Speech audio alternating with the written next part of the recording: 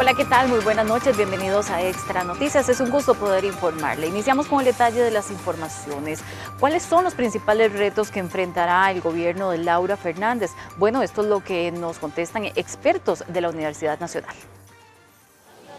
Reactivación económica, reducción de desigualdades, transporte público eficiente e infraestructura vial son algunos puntos que a criterio de los profesionales debería de reforzar el nuevo gobierno a partir del 8 de mayo.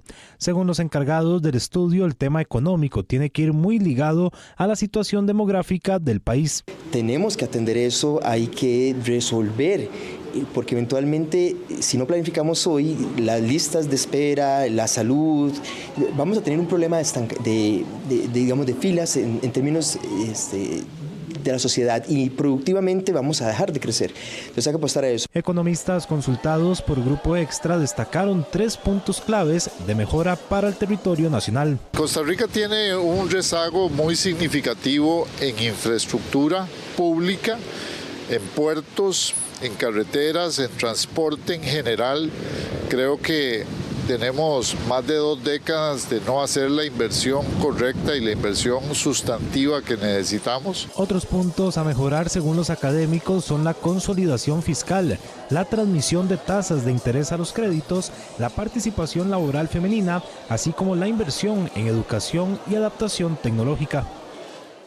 Bueno, y precisamente para ampliar más sobre este tema se encuentra con nosotros en esta mesa de análisis la economista Roxana Morales, a quien agradecemos por acompañarnos esta noche. Bienvenida, doña Roxana, muchas gracias. Buenas noches, muchas gracias a ustedes por la invitación. Estábamos viendo un breve adelanto de este estudio que ustedes presentaron sobre esos 8 retos económicos que tiene el próximo gobierno.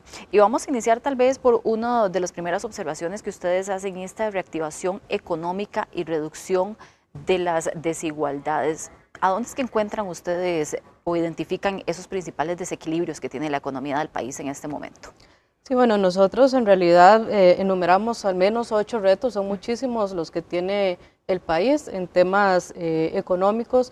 Uno de ellos es precisamente el crecimiento económico. ¿Por qué el crecimiento económico? Si bien es cierto, Costa Rica ha venido creciendo a tasas relativamente buenas, de hecho el año pasado cerramos con una tasa mucho mejor de lo que había pronosticado inicialmente el Banco Central.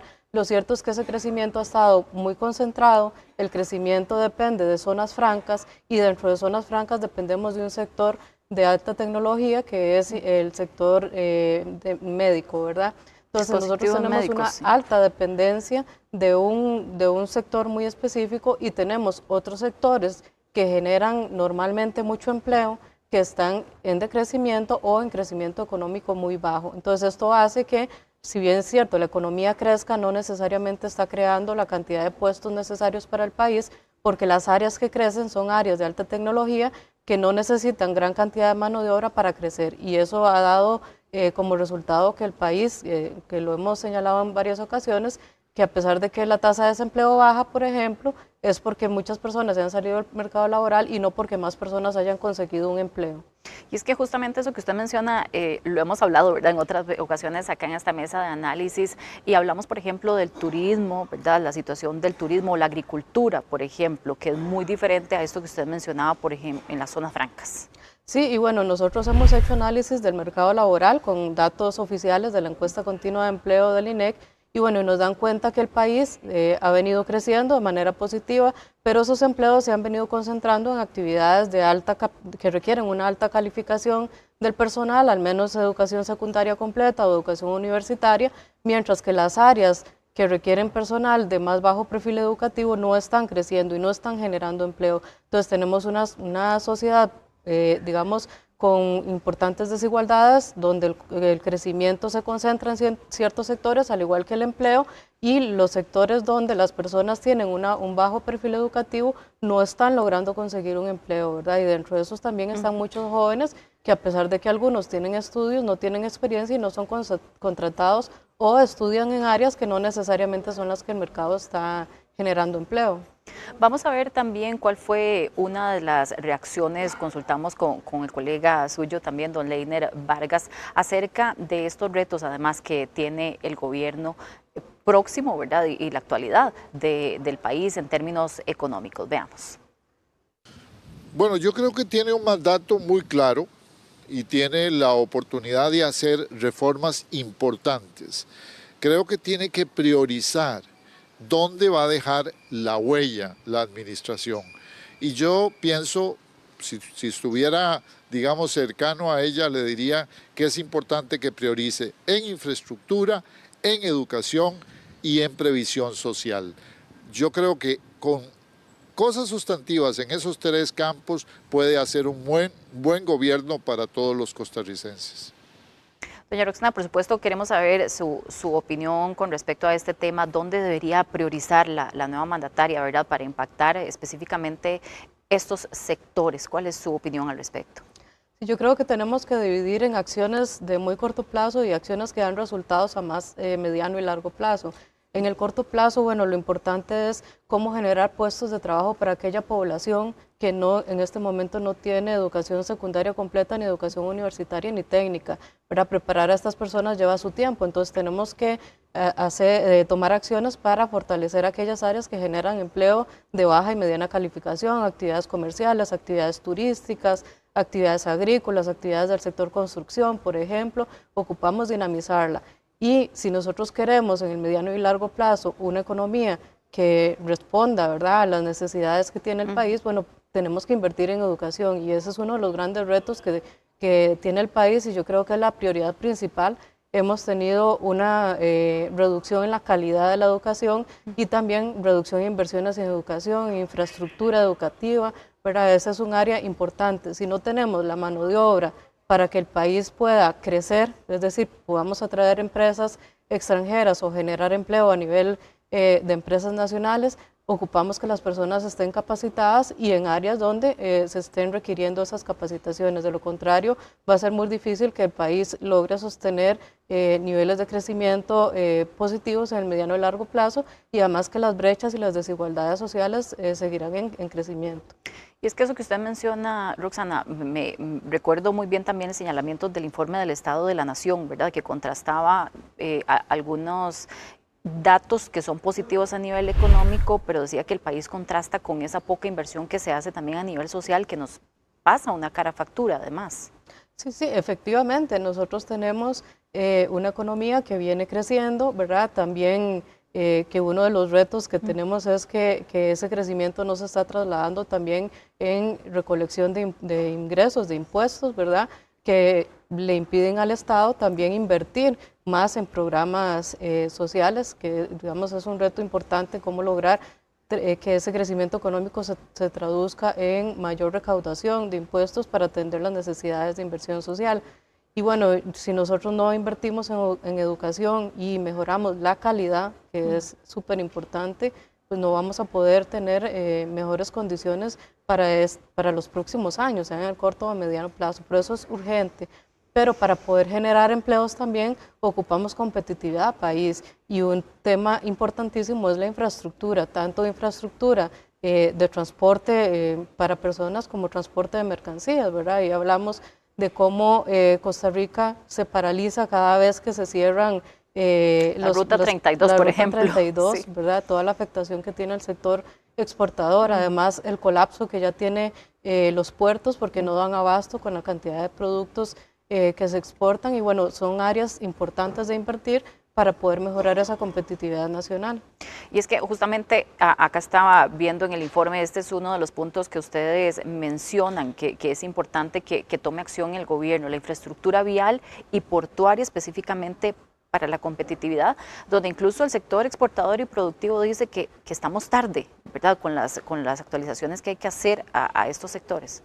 Sí, en este caso nosotros en temas de infraestructura vemos dos áreas, ¿verdad? Una que es la infraestructura vial y portuaria para la competitividad y otra es el tema del transporte público, ¿verdad? Que tenemos, digamos, un colapso a nivel de transporte, ya no solo en la GAM, sino en otras regiones del país, donde las personas han preferido trasladarse ahora en vehículos propios, se ha incrementado de manera significativa la flotilla vehicular y, por ejemplo, el programa Estado de la Nación, en el estudio más reciente que publicó, indica que entre 2018 y 2025 el número de personas pasajeras movilizadas en transportes de autobús, se redujo un 42%. Eso significa que ahora estas personas se están movilizando en otros medios de transporte privado y genera este colapso vial, ¿verdad? Y las personas tienen más dificultades para trasladarse a sus trabajos, ¿verdad? El tiempo que también genera, y esto también tiene efectos negativos sobre la competitividad porque las empresas no logran trasladar de manera ágil y eficiente sus productos. Y es que también lo hemos conversado incluso con el ANAME de la UCR, ellos nos comentaban acá en esta mesa que análisis que han hecho del transporte público llamaban a declarar una emergencia nacional por la situación en la que estamos viviendo en las carreteras, que además lo sufrimos todos diariamente también. Pero vamos a escuchar justamente cuál es la posición del sector industrial, que ha hecho un llamado también en este momento de transición de gobierno en el que estamos. Nosotros desde la Cámara de Industrias hacemos una relación que decimos que ¿qué significa competitividad? Significa generar más empleo. Y cuando digo más empleo, es más empleo no solamente en cantidad, sino en la calidad del empleo y también en que sea empleo formal, que contribuyamos todos con nuestro aporte a nuestras cargas sociales, a los sistemas de pensiones, en fin. Este país tiene muchas oportunidades de crecer, de desarrollarse, pero sí tenemos que hacer bastantes cambios importantes. Bueno, y ahí tenía un elemento bastante importante, cómo genera un gobierno, un Estado, empleo de calidad, que es lo que buscamos además.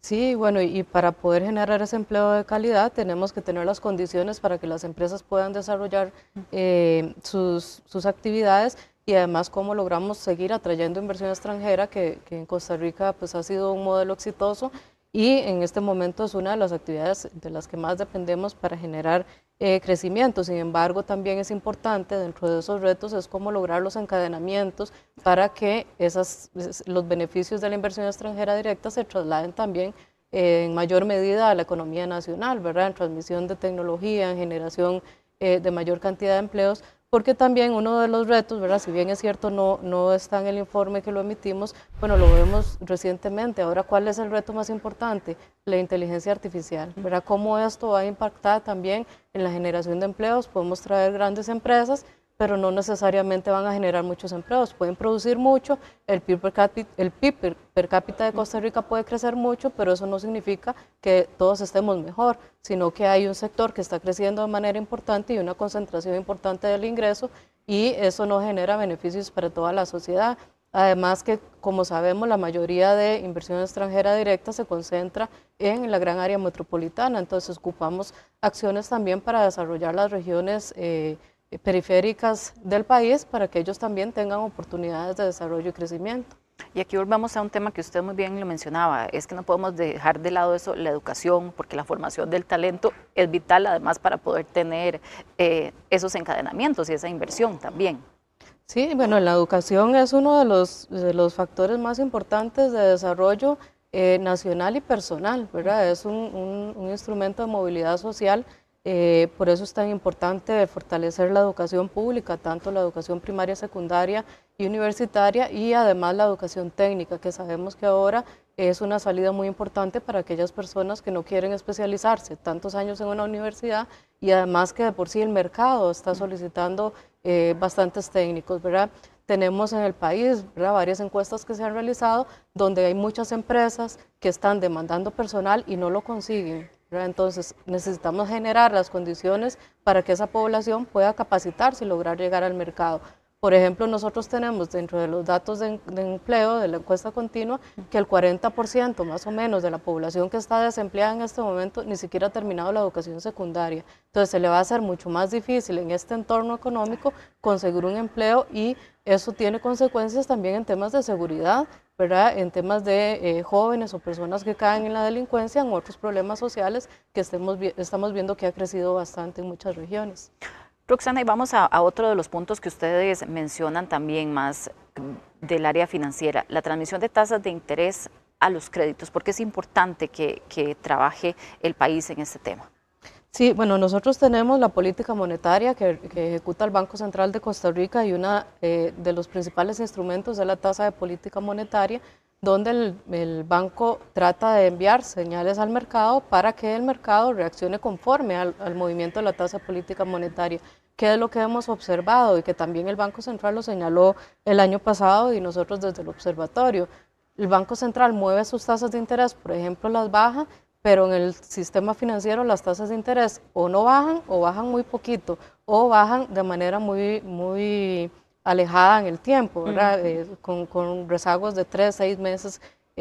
Las tasas que más se mueven al ritmo de la tasa de política monetaria son las tasas pasivas, que son aquellas que nos dan a nosotros por las inversiones que hacemos en el sistema, por el dinero que guardamos en los bancos y demás. Pero las tasas activas no se mueven y en algunos casos aumentan, ¿verdad? Nosotros hemos analizado, por ejemplo, créditos de consumo, créditos que son los que más responden o los que utilizan las personas, y esas tasas prácticamente no se mueven, y depende de la entidad financiera, hay tasas que de verdad más bien suben. Y otros créditos importantes para la producción y por ejemplo para vivienda son tasas de interés que se mantienen altas y tampoco se mueven. Y algo que hemos llamado bastante la atención es que además de que las tasas de interés son muy altas, cuando tenemos una inflación negativa, las tasas reales son mayores, es decir, los beneficios para las entidades financieras son mayores. De ahí la importancia de hacer que la política monetaria se transfiera de manera más eficiente y ágil a el sistema financiero. ¿Y por qué es importante? Porque si tenemos tasas de interés más accesibles y más bajas, podemos incentivar la producción, podemos incentivar la inversión y con ello también el consumo y el dinamismo económico. Si esto no sucede, tenemos problemas. Además que si las tasas de interés son altas, cuando el gobierno tiene que endeudarse en el mercado interno, tiene que pagar tasas de interés sumamente elevadas, ¿verdad? Por eso se ha priorizado también endeudamiento externo, donde externamente hemos tenido tasas de interés más bajas y más accesibles. Entonces, esa es una herramienta importante y cómo lograr que esa transmisión de la política monetaria sea más eficiente. ¿Y qué es probablemente lo que ha faltado ahí, Roxana, para que se dé eso? A ver, una mayor coordinación con los bancos, que este tema realmente se transfiera, ¿verdad?, en ese beneficio a los consumidores y a los diferentes sectores.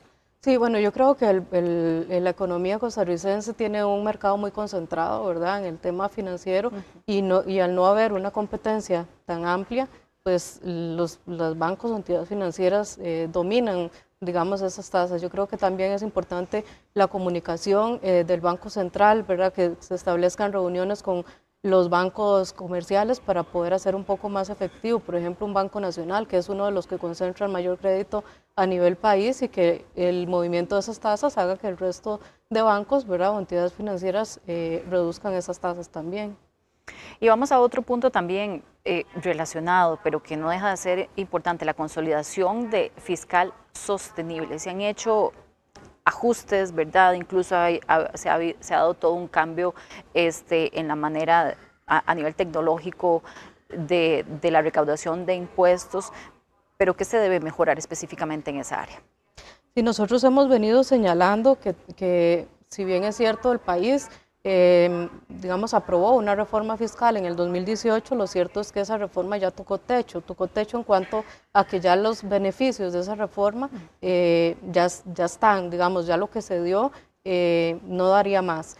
¿Y cuál es uno de los problemas que vemos? Bueno, cada vez tenemos un crecimiento de los ingresos más bajo con respecto al crecimiento del Producto Interno Bruto, entonces vemos que la carga tributaria más bien viene reduciendo. ¿Y por qué se da esto? Porque, como mencionaba, también tenemos una economía que crece muy concentrada en ciertas actividades de zonas francas, y las actividades que más generan ingresos para el fisco están relativamente con crecimientos mucho más bajos, ¿verdad? Entonces, ¿qué ocupamos nosotros? Reactivar esas actividades que generan ingresos para el fisco, y por qué no revisar también la estructura de impuestos en algún momento, ¿verdad?, para poder generar mayores ingresos y con eso la sostenibilidad fiscal, porque lo cierto es que el gobierno de doña Laura va a enfrentar una serie de demandas de dinero, tanto para inversión como para gasto social, ¿verdad?, que requiere el país, y si no tiene los recursos necesarios, pues lo único que le queda es recortar en algún área para suplir la otra. Y si no logramos consolidar en el tema fiscal los ingresos, entonces en el mediano y largo plazo vamos a seguir teniendo problemas. Todavía hay cierto margen de acción, por ejemplo, en temas de tasas de interés, en reducción del gasto, en intereses por la deuda. Sin embargo, ya sabemos que en estos meses el vencimiento de la deuda es enorme y el gobierno tiene que endeudarse, sea en el mercado interno, como mencionaba, con tasas de interés que están muy altas, o en el mercado externo con un riesgo financiero, que en este caso es tipo de cambio, sea tipo de cambio con el dólar o tipo de cambio con el euro, pero es un riesgo financiero que adquiere el gobierno adicional. Vamos a escuchar justamente las palabras de la mandataria electa, Laura Fernández, porque ella ayer dio las primeras declaraciones en una conferencia de prensa y pudimos escuchar cuáles son esas primeras posiciones que mantiene en algunos temas económicos. Mi mayor anhelo como la próxima presidenta de Costa Rica es que nuestro país consolide un modelo de desarrollo que nos permita seguir haciéndole frente a los retos de un mundo cada vez más globalizado. Que nuestro país continúe liderando indicadores internacionales de desarrollo económico y de una senda de crecimiento económico sólido que repose sobre un país ordenado fiscalmente, responsable y serio en el uso de los recursos públicos y sobre todo un país que le permita a la gente crecer en libertad. Doña Roxana, justamente es importante que el país mantenga estos indicadores, como decía, internacionales, pero no podemos descuidar otras áreas también. ¿Cuál es su opinión con respecto a esto? Precisamente nosotros, tenemos algunos indicadores en términos macroeconómicos a nivel general buenos, como mencionaba, donde un crecimiento positivo que se viene dando en los últimos años, pero un crecimiento que ha estado concentrado en algunos sectores, entonces no podemos descuidar el lograr que los beneficios se distribuyan en más regiones del país, en más territorios y en más personas, ¿verdad? No se vale que el crecimiento se vaya concentrando solo en un grupo particular y esos sean los beneficiados y con eso vamos a tener un país, digamos, a nivel macro mejor, pero a nivel de distribución de ese ingreso no estamos mejor, ¿verdad? Y eso también tiene que ver con todos los problemas de desigualdad que terminan en problemas sociales y de inseguridad ciudadana. Entonces sí es importante concentrar esfuerzos en lograr redistribuir ese crecimiento económico y obviamente hay que tener acciones focalizadas para esos sectores que el gobierno priorice, ¿verdad? Porque definitivamente no puede priorizar en todo al mismo tiempo y los recursos con los que cuenta también el gobierno no son suficientes para atender tantas necesidades que tiene el país. Y esto me lleva a otro tema. Usted mencionaba que hay que tomar medidas, por ejemplo, también a un largo plazo. Y como parte de este reporte, de estos retos que ustedes proponen para el próximo gobierno, se encuentra el envejecimiento poblacional y la sostenibilidad social. Definitivamente aquí pues pensamos en pensiones, pero hay otros aspectos también importantes que tenemos que tener en cuenta. Sí, bueno, según los datos del INEC, ¿verdad? La población de 65 años y más se duplicará en los próximos 20 años. Actualmente tenemos una relación de 11 personas mayores de 65 por cada 100 y en el 2050 estaríamos con 25 personas adultas mayores por cada 100 personas. ¿Qué retos tiene esto para el país? Bueno, es positivo que Costa Rica ha sido líder, ¿verdad?, en temas de que las personas viven cada vez más, ¿verdad?, por los sistemas de seguridad social y de salud. Sin embargo, también sabemos que muchas personas a lo largo de su vida laboral han trabajado en la informalidad, por ejemplo. Normalmente hemos tenido tasas de informalidad cercanas al 40%, en algún momento tuvimos hasta un 50% de la fuerza de trabajo que tenía un empleo, y eso hace que cuando llegan a su etapa de, digamos, de jubilación, no tienen una pensión o hay demandas para el sector público o el Estado para poder financiar su seguridad. Además sabemos que cada vez las personas entre mayor edad tenemos, más necesidades tenemos de servicios de la Caja Costarricense del Seguro Social. Entonces este es un reto muy importante, además porque también cuando una economía pretende crecer necesita fuerza de trabajo, es un factor importante para el crecimiento económico. Si cada vez tenemos menos personas en la fuerza de trabajo, la capacidad de crecimiento de la economía es menor. Y entonces es que vamos relacionados con otro reto importante que es la participación laboral de las mujeres. ¿Cómo nosotros logramos atender este envejecimiento poblacional donde cada vez tenemos menos fuerza de trabajo?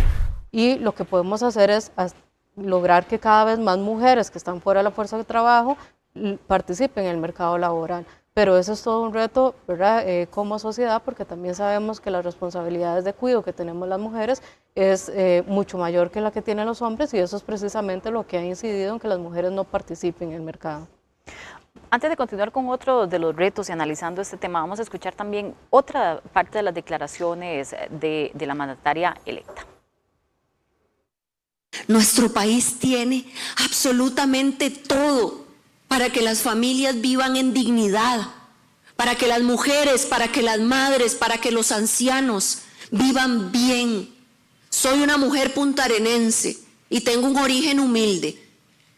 Tengo en mi sangre esparzana, ramonense y puriscaleña, y entiendo muchísimo las desigualdades de desarrollo que enfrenta Costa Rica, pero sobre todo los problemas estructurales y las pésimas decisiones que nos llevaron a tener el país que tenemos, que hemos ido ordenando con un inmenso esfuerzo, pero que evidentemente aún no es suficiente. Bueno, y ahí coincidíamos con parte de lo que usted comentaba, Roxana, de la mayor participación laboral femenina, los retos que tiene nuestro país, las costas también, pero si bien es cierto, no sé si usted coincide, pero le falta al país todavía como afinar un poco más las directrices o ejecutar acciones que sean más directas para ciertos sectores. A mí me parece que sí, ¿verdad? Nosotros necesitamos tener políticas públicas focalizadas en ciertos sectores, ¿verdad? Ya sabemos que los diagnósticos abundan por todas partes, sabemos que hay grupos más afectados en el país, ¿verdad? Las regiones costeras son sumamente afectadas, las regiones o las zonas rurales, las mujeres, los jóvenes, ¿verdad? Que tienen grandes problemas para conseguir un empleo, las personas que tienen un bajo perfil educativo en este momento tienen grandes problemas para conseguir un empleo y un empleo de calidad, ¿verdad? Entonces yo creo que sí hay que focalizar ciertas acciones para poder lograr los resultados. Y otro tema también es cuál es el modelo y el tipo de país que nosotros queremos tener. Por ejemplo, se ha hablado mucho el tema de la seguridad alimentaria. Vamos a seguir abriendo el mercado para que todo lo que consumimos sea importado en temas de alimentación, o vamos a darle herramientas al sector productivo nacional para que Costa Rica pueda ser autosuficiente, por lo menos o en su mayoría, en algunos productos básicos de consumo digamos de la población costarricense, porque eso también es un tema de decisión de política, ¿verdad?, de desarrollo.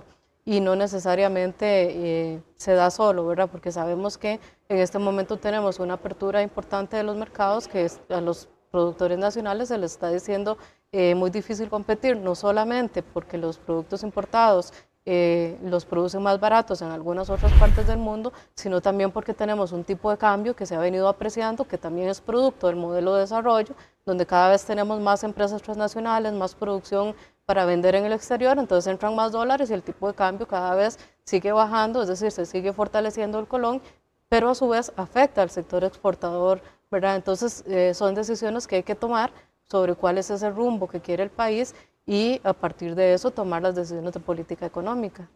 Vamos a escuchar también parte de las percepciones de los costarricenses, porque también tienen ciertas observaciones de lo que pasa en la economía del país y de lo que quieren, por supuesto, mejorar para tener una mejor calidad de vida. Sí, yo considero que la inversión de empleo en el extranjero se tiene que dar sí o sí, ¿verdad? Hace poco recibimos una noticia de que una empresa pues vino el año pasado y este año se fue. Esperemos que sigan esa línea de invertir, buscar consensos internacionales y que pueda darse una buena estabilidad económica en estos próximos 4 años. Pues más trabajo para los costarricenses, ¿verdad? Y que pues yo veo que la economía ha subido este año, pues que siga subiendo. El costo de la vida, mira, este es uno de los países más caros de América. ¿Cuánto vale una hamburguesa en Costa Rica y cuánto vale una hamburguesa en Nicaragua, en El Salvador, en Honduras, en Guatemala, en México? En México un café, usted va a una sodita, un café vale en colones, 300 colones. Vaya, busque un café en Costa Rica a ese precio.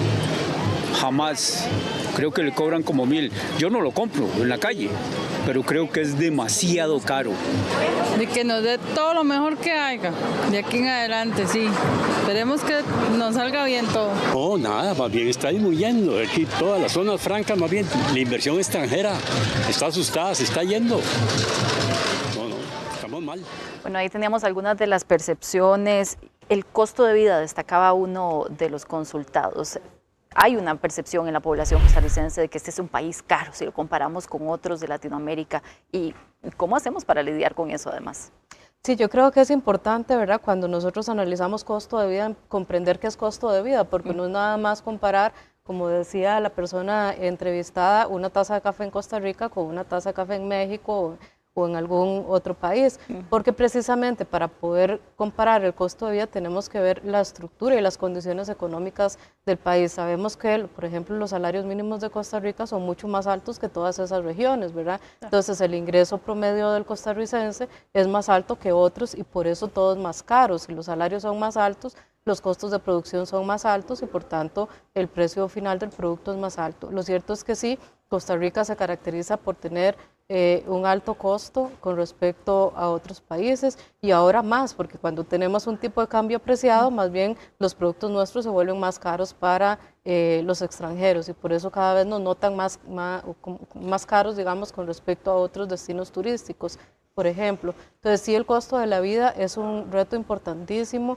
También hay que relacionar el costo de la vida con el endeudamiento, ¿verdad? Porque muchas familias están altamente endeudadas, entonces los ingresos tienen que estar repartiéndolos entre sí como o pago el crédito o muchas veces se atrasan en créditos, vienen intereses y cada vez me alcanza menos de mi ingreso para poder pagar las necesidades básicas o esa ola de endeudamiento que también ha sido un problema muy importante en el país. Entonces el costo de la vida hay que verlo también desde muchas dimensiones, ¿verdad? Y efectivamente tendríamos que aplicar desde la política pública varias acciones para abaratar esos costos, fomentar la competencia también. En algunos sectores los precios son altos porque hay muy pocas empresas en el mercado y dominan esos precios, ¿verdad? El tema de medicamentos, no hemos logrado bajar los precios a pesar de algunas acciones y promesas. Bueno, son temas que hay que entrarle con mayor determinación para poder generar los beneficios para la sociedad. El tema del arroz, por ejemplo, que ha sido muy polémico. El tema del arroz, si bien es cierto en los últimos,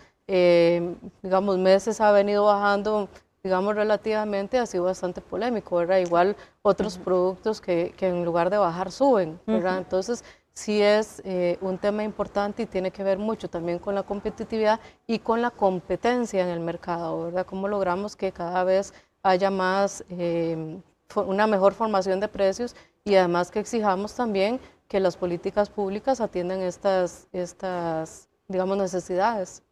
Roxana, y bueno, para ir finalizando, porque hemos tratado de abarcar ya todos los puntos que ustedes mencionaban, como esos retos país que enfrentará el próximo gobierno, enfrentamos un panorama geopolítico cambiante, ¿verdad? Con una política muy distinta de Estados Unidos, que es un gran socio comercial. ¿Qué retos implica también para el país en esta nueva etapa, en este nuevo gobierno que inicia? Sí, bueno, a nivel internacional los retos son enormes y la incertidumbre aún más, ¿verdad? Porque sabemos las políticas que ha venido aplicando el gobierno de Estados Unidos en el tema de aranceles. Por dicha no nos afectó al final de manera importante los que ya nos pusieron, ¿verdad? Sí. Lo que se habla es que el costo de estos aranceles lo está asumiendo Estados Unidos, es decir, la producción y el consumidor estadounidense, y como la mayoría de países tenemos aranceles similares, entonces digamos la afectación todavía no ha sido importante. Sin embargo, hay amenazas, ¿verdad?, de poner aranceles en ciertos productos. Ahí tendríamos que tener, digamos, mayor previsión y estar al tanto, porque por ejemplo, los productos médicos, si le ponen impuestos, y sabemos que más del 60% de nuestras exportaciones son productos médicos y van a Estados Unidos, imagínense el impacto que podría tener. Entonces sí hay que tener por lo menos ese cuidado y la negociación que tiene que seguir realizando Costa Rica con Estados Unidos para lograr eliminar los aranceles que ya tenemos y que no nos pongan más. Muchas gracias. Roxana Morales, economista de la Universidad Nacional, nos acompañó en esta mesa de análisis para analizar esos retos económicos que enfrentará el próximo gobierno. Muchas gracias, Roxana. Muchas gracias a usted. Buenas noches. Vamos a hacer una pausa y cuando regresemos, el Tribunal Supremo de Elecciones inicia el escrutinio definitivo de las elecciones nacionales. Todos los detalles cuando regresemos. El Tribunal Supremo de Elecciones inicia el escrutinio definitivo de las elecciones nacionales. Las papeletas para la elección de diputaciones se contarán una por una. Este martes el Tribunal Supremo de Elecciones inició la primera sesión de escrutinio definitivo de las 7.154 juntas receptoras de votos habilitadas para los comicios nacionales, donde por primera vez en la legislación actual se recontará la totalidad de votos para la elección de diputados. Y para tranquilidad de todos los partidos políticos y de la ciudadanía, tomó esta decisión que usted comentaba. La papeleta diputadil de las 7 provincias del país, en el escrutinio se hará un recuento voto por voto en el 100%. En el caso de la papeleta presidencial existen varios supuestos para determinar si procede el recuento por la Junta Receptora de Votos. Por ejemplo, que en el cierre de la votación no haya estado presente al menos 3 representantes de partidos políticos o 2 y un auxiliar del tribunal. Cuando la Junta Receptora presenta alguna apelación de nulidad admisible. Además que en la Junta se extravíe el padrón, que no se haya utilizado o que registre observaciones que ameriten el recuento. En el caso de la papeleta presidencial no, se hará un recuento voto por voto solamente en el caso de las mesas en las que se acredite alguna de las causales establecidas en la legislación. No estamos tratando con cualquier tipo de papelería, es la voluntad popular y eso para nosotros aquí en el Tribunal Supremo de Elecciones es sagrado. Entonces se respeta y se trabaja con mucho celo. Según la presidenta del tribunal, Eugenia Zamora, aseguró que el tiempo establecido para el escrutinio presidencial podría ser entre 2 semanas y media y 3. Para los diputados tomará 3 semanas más. Y el entorno político en América Latina se transforma. Posiciones de derecha y centro derecha se consolidan como fuerzas dominantes en varios países claves de la región. Tras un ciclo de gobiernos progresistas, el voto ciudadano ha favorecido discursos centrados en seguridad, estabilidad económica y control de la inflación. Este cambio se refleja en países como Argentina, Chile, Ecuador, Bolivia, Perú, El Salvador, Honduras, Panamá y recientemente en Costa Rica. Y con un nuevo edificio y nueva presidenta, 3 exdiputados volverán a la Asamblea Legislativa nuevamente para el próximo gobierno. Hace más de una década, estas 3 figuras ya sabían lo que era hacer control político, presentar proyectos de ley y dirigir discusiones en el plenario. Sin embargo, a partir del 1 de mayo volverán a verse las caras ya que resultaron electos para el periodo 2026-2030. Se tratan de Edgardo Araya, legislador 2014-2018 por el Frente Amplio, José María Villalta, que será compañero de fracción y que ocupó curules durante los periodos 2010, 2014 y 2018-2022, y Gonzalo Ramírez, electo en 2014 por el Partido Renovación Costarricense y que ahora irá por el Partido Pueblo Soberano. Dichas figuras serán de gran peso, según explicó un experto. Ciertamente los 3 llevan una, ventaja en cuanto al funcionamiento de la dinámica parlamentaria con respecto a otros, pero esto podría gravitar de alguna forma al inicio, aunque, por ejemplo, en el caso del Frente Amplio, los que son nuevos tienen ya una trayectoria de ser asesores. En total, esta asamblea tendrá legisladores con experiencia política. Dentro de sus currículos destaca 3 exdiputados, 13 personas que no han ocupado cargos municipales, 7 asesores legislativos, 15 personas vinculadas al Poder Ejecutivo y 19 sin tener experiencia pública. Los nuevos legisladores entrarán en funciones el 1 de mayo con la elección del directorio. Y la presidenta electa Laura Fernández baraja una serie de cambios en la Constitución política para mejorar los servicios que las instituciones públicas brindan a los costarricenses. Según la futura jerarca, le dará prioridad a algunas reformas relacionadas con el sistema de salud y el Poder Judicial. Para impulsar estas iniciativas, Fernández deberá dialogar con las otras fuerzas políticas del plenario, pues necesitará de 38 votos si quiere impulsar cambios más profundos. Yo creo que es propio identificar una serie de temas. Hay algunos importantísimos, por ejemplo, relacionados con mejorar la gestión de la caja, con mejorar la rendición de cuentas de los magistrados, el rol de la Sala Constitucional y otros más que creo le hacen bien a nuestra democracia y a nuestro país.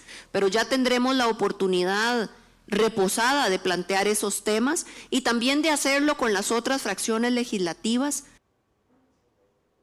Y tras finalizar la campaña electoral, este miércoles volverán las conferencias de prensa en Casa Presidencial, un espacio que tendrá como elemento especial la presencia de la presidenta electa Laura Fernández Delgado. Los costarricenses verán de nuevo al mandatario Rodrigo Chávez y a la presidenta electa juntos desde Zapote. Las conferencias de prensa habituales que se realizan los miércoles volverán a ser transmitidas por los perfiles oficiales de gobierno, esta vez con Laura Fernández como invitada. Pronto, con su permiso, coordinaremos con los equipos para hacer un anuncio de cómo vamos a trabajar juntos, y espero que sea de una manera sin precedente en la historia del país, sin una sola costura, sin divisiones, un solo equipo tratando de que cuando está suma la banda presidencial ya pueda salir corriendo inmediatamente. Esta reunión resulta de vital importancia para entender cómo se desarrollará el traspaso de mando entre ambas figuras, tomando en cuenta que incluso el presidente Chávez tendría un eventual espacio en la próxima administración. Me encuentro por iniciar esta transición que les decía, la cual será en total armonía con el señor presidente de la República, don Rodrigo Chávez Robles. Ustedes conocen de mi genuino interés de que al frente de las instituciones estén los mejores costarricenses, personas que tengan estatura técnica, estatura moral y que generen resultados. Bajo la promesa del gobierno de la continuidad, los votantes del oficialismo esperan que Fernández continúe los proyectos y la visión política que se ha visto durante los últimos 4 años. Y a partir de hoy a las 8 de la noche hasta las 3 de la mañana de este miércoles se realiza un cierre total de los 2 carriles de la rampa norte en la rotonda del Parque de la Paz sobre Circunvalación. La medida se aplicará para la instalación de vigas prefabricadas en la zona. Los trabajos también podrían ocasionar cierres provisionales durante las primeras horas de este miércoles en el sentido Atillo-Zapote, según confirmó el Ministerio de Obras Públicas y Transportes. La Contraloría General de la República inició un procedimiento administrativo contra un exmiembro de la Junta Directiva de la Junta de Protección. Se le investiga por la presunta aprobación de dietas, por participación en comités y comisiones de trabajo, remuneraciones supuestamente legales por un monto superior a los 63 millones de colones. Además, se le reprocha haber integrado hasta 3 comités simultáneos, excediendo el límite de 2 que establece la ley. Y según los recientes estudios, 9 de cada 10 bombas de gasolina cumplen con los estándares de calidad de servicio para el usuario. Con inspecciones de calidad, precio y seguridad, la Autoridad Reguladora de los Servicios Públicos, ARECEP, detalló cuáles estaciones de gasolina cumplen con los requerimientos que pide el Estado. En total, 382 bombas fueron acreedoras del sello de calidad 2025. Un 91% del total en el territorio nacional. Tenemos que las estaciones cuidarnos mucho, porque una mala información, un cliente insatisfecho a veces nos hace más daño que la constancia que tenemos durante todo el año. Entonces, este sello da seguridad de que lo que hacemos en la estación durante todo el año es muy beneficioso. Mario Mora, intendente de Energía, explicó que las estaciones que presentan fallas se atienen a multas económicas por parte de ARECEP. Si hay estaciones de servicio reincidentes y el procedimiento que nosotros seguimos es, nosotros detectamos la no conformidad, hacemos un informe técnico y lo trasladamos a la Dirección General de Atención al Usuario. Ellos son los que se encargan de valorar el inicio de un procedimiento administrativo y seguido el proceso, pues se imponen normalmente multas. Las estaciones galardonadas portarán un sticker que identifique que cuentan con los estándares de calidad. Y justamente consultamos a los conductores sobre este tema y vamos a ver qué nos respondieron.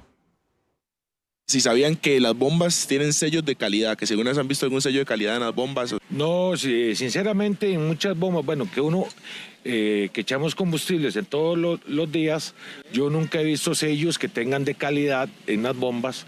Hay muchas bombas que sí le roban a uno el combustible. Que sea más barato, ¿sí? Ojalá que sea agua y la más barata. Tienen que echar gasolina con la pistolita despacito, para que no, pues eche muy rápido, lo que echan es espuma. Las normas de seguridad, que es no encender aparatos electrónicos como el celular, no encender, digamos, si una persona que fuma y eso, no hacerlo.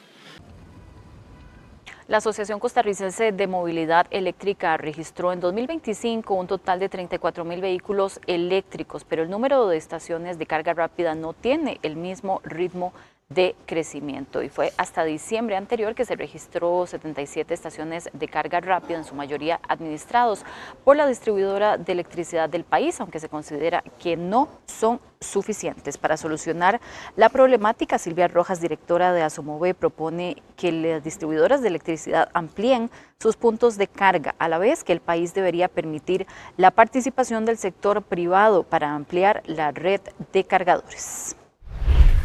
El 93% de la carga la hacemos en casa, pero todavía hay una población que no tiene cargador en casa, que necesita de los cargadores en carretera. Cada vez hay más personas trabajando con aplicaciones de transporte, Uber, Didi, que están haciendo el cambio, y esas personas necesitan cargadores rápidos en carretera. Y el teletrabajo se consolida en Costa Rica y sigue siendo una opción regulada para miles de personas. Eso sí, se debe recordar que no es un derecho adquirido y puede ser revertido en cualquier momento. El teletrabajo dejó de ser una medida de emergencia y se consolidó como una modalidad permanente para miles de personas en Costa Rica. Según datos del Ministerio de Trabajo, en el cuarto trimestre del 2024, unas 176.000 personas laboraban bajo esta modalidad. Para el primer trimestre de 2025, la cifra se redujo a 144.000, mientras que en el segundo trimestre del año volvió a incrementarse superando las 154.000 personas. Ante este panorama es importante que las personas trabajadoras conozcan cómo funciona. El teletrabajo es absolutamente voluntario, ¿no? Esto quiere decir que el patrono, si le ofrece al trabajador una opción de teletrabajo o si el trabajador solicita que se le considera para teletrabajo, hay una decisión voluntaria de por medio del trabajador, ¿verdad? El patrono no podría obligatoriamente mandar a alguien a teletrabajo. El patrono puede solicitar el regreso al trabajo presencial siempre que exista una razón objetiva, y la persona trabajadora contará con 10 días hábiles para su acomodo. Además, también puede ejercerse desde el extranjero gracias a una reforma aprobada en el año anterior. Justamente con el fin de venir a regular la posibilidad de teletrabajar en el extranjero. Esto antes no estaba expresamente regulado y generaba una serie de dudas. Entonces podemos decir que ahora la posibilidad de teletrabajar en el extranjero sí está expresamente regulado. El teletrabajo está regulado por la Ley 9738, que lo establece como un instrumento para la generación de empleo y la modernización de las organizaciones públicas y privadas. Y al cierre del 2025, las juntas de educación y juntas administrativas del país mantenían más de 176.000 millones en sus cuentas bancarias. Se trata de recursos que no se utilizaron al 30 de septiembre, más de 82.000 millones de colones para construcción, mantenimiento y mejoras de centros educativos que permanecen sin ejecutar, según un informe oficial. El documento no analiza las razones por las cuales estos recursos no se utilizaron. Y ya estamos en temporada escolar y un descuido puede cambiarlo todo. Los accidentes pueden ocurrir tanto dentro como fuera del aula. Un seguro estudiantil protege a los estudiantes las 24 horas del día, los 365 días del año, incluso en vacaciones, con cobertura desde maternal hasta universidad en centros reconocidos por el MEP, el CONESUB o el Ministerio de Salud. No es obligatorio, pero puede ser una inversión accesible que brinda respaldo médico y económico en emergencias. Que existen coberturas para todos los estudiantes. Hay un seguro de accidentes que cubre a toda aquella persona, sin importar la edad, que sea estudiante y que esté en un centro educativo aprobado por el Ministerio de Educación Pública. Deberían conocer si el centro educativo donde está su hijo tiene la cobertura o no la tiene, si tienen el seguro, y si lo tienen, saber con quién lo cuentan. Las personas mayores de 60 años podrán matricularse en los cursos gratuitos del Programa de Atención Integral de la Persona Adulta Mayor que brinda la Universidad Nacional. Los interesados en inscribirse podrán hacerlo del 11 al 13 de febrero entre las 9 de la mañana y las 12 mediodía a través de la página web www.ceg.una.cr. Ahí la tiene usted en su pantalla. Algunos de los cursos serán manualidades varias, tejido principiante, taller de pintura acrílica, cardiodance, entre otros. Y Costa Rica está a 2 escalones de conseguir el grado de inversión y un banco extranjero prevé una mejora en la calificación en los próximos 2 años. La victoria de la candidata oficialista Laura Fernández impactará en la clasificación de riesgo que las agencias le asignan a Costa Rica. Un informe del banco de inversión Morgan Stanley expuso una postura favorable hacia los bonos del gobierno costarricense. Desde el punto de vista de estos bancos o desde las calificadoras, lo que ven es una relativa estabilidad, no ven complicaciones a nivel de financiamiento, no ven que se vayan a dar cambios importantes en la política económica o en la política fiscal.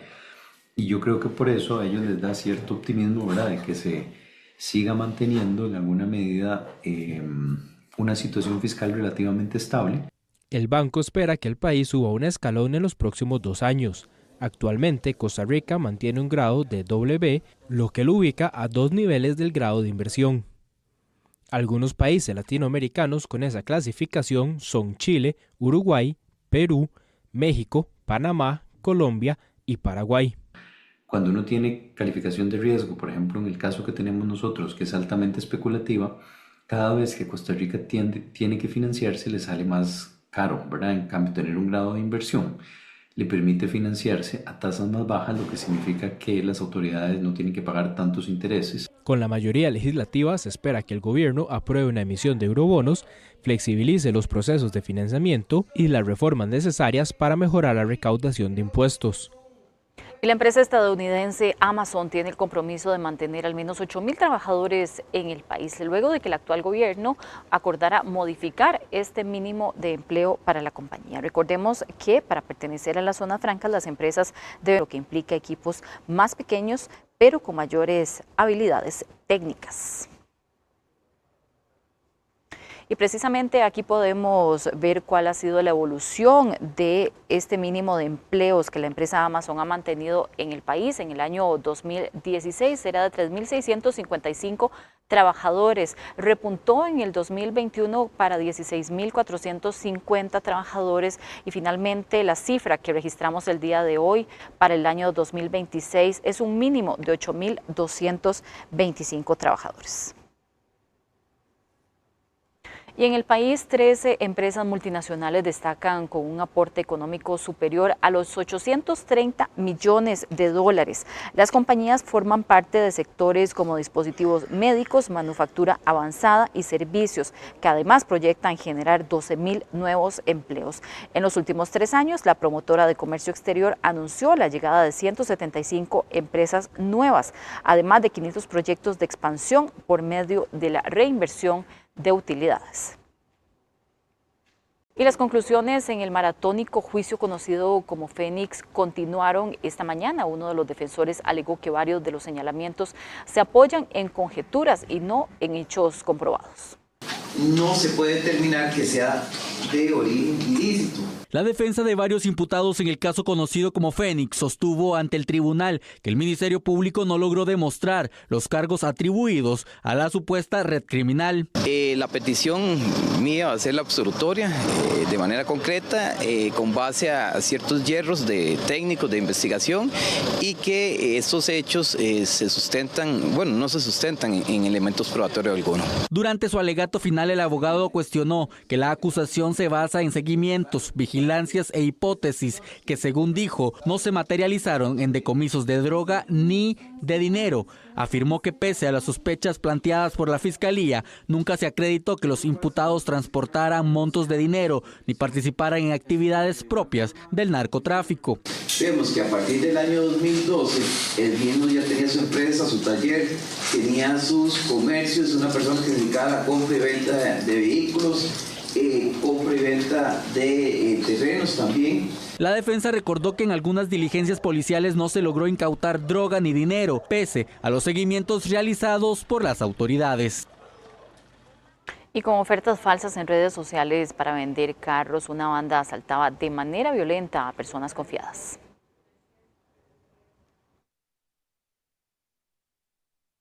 Así actuaban 4 personas de apellidos Soto, Ramírez, Arce y Jiménez que fueron detenidas como sospechosas de integrar una banda dedicada a realizar robos violentos. El grupo hacía publicaciones en redes sociales para aparentemente vender vehículos a buen precio y luego emboscaba a las víctimas. Normalmente vemos que actúan con mucha más violencia, ¿verdad? Son personas que están dispuestas a cualquier situación que se les presente, incluso utilizaban, además de un arma de fuego, también utilizaban distintivos y camisetas de uso policial que les hacía presumir que eran del OIJ, cuando en realidad eran vestimentas falsas. Las detenciones se realizaron en 3 allanamientos ejecutados por las autoridades en Desamparados, Goicoechea y Escazú. Hemos dicho y lo reiteramos en este medio, es procurar decirle a las personas que cuando ingresen a redes sociales con la intención de adquirir bienes, particularmente bienes de alto valor económico, como es un vehículo, pues toman todas las precauciones necesarias, se aseguren de la persona con la cual están efectuando la negociación. Una de las características de la agrupación criminal es que se trataba de personas muy jóvenes con edades entre 23 y 28 años. Y así llegamos al final de nuestra edición. Muchas gracias por habernos acompañado. Que tengan muy buenas noches.